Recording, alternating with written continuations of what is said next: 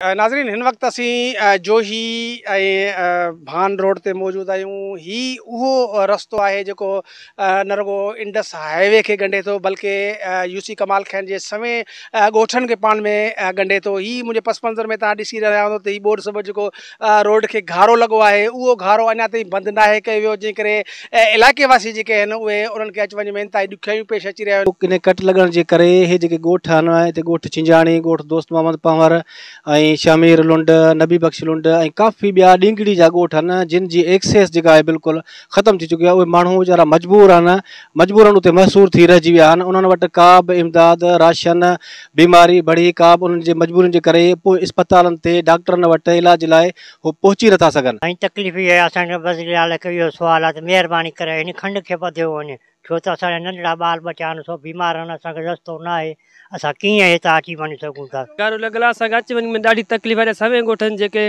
इन खंड जे करे मुतासिर आहिनि, ॿेड़ियूं न रहिया, टे टे चारि चारि ॿेड़ियूं न था वठनि। हींअर असां घर सुबुह जो का शइ नथा वठी सघूं, पाणी में अची वञी हींअर सियारो थो अचे, सीउ लॻो पियो आहे। दिलि नुमाइंदनि मां को बि कोन आयो आहे, ख़ाली आसरा था अचूं सुभाणे था अचूं, माना आया वञा केरु बि न आहे। माना ॿार बच्चो अचण वञण, बीमारी बढ़ी, न डॉक्टर जी सहूलियत आहे न अचण वञण जी सहूलियत आहे। तकलीफ़ ॾाढी आहे, पाणी जे लाइ ॿेड़ियूं राति जो को माण्हू बीमार थींदो परेशान आहियूं, ॾींहं जो 500 1000 वठंदो आहे, उहे बि खॾ में पवनि। राति जो 2-3 ॻोठनि, ॻोठ चिंजाणी आहे, बहादुर लुंडा, कमाल खान आहे, यूसुफ सोलंकी, ॾातू चनो आहे, सभिनी जा रास्ता कटिया पिया आहिनि, पर असांखे हिते वॾी तकलीफ़ आहे, शहर वञी नथा सघूं। कैमरामैन साजिद बलोच सां गॾु अमर लाशारी, KTN न्यूज़ जोही।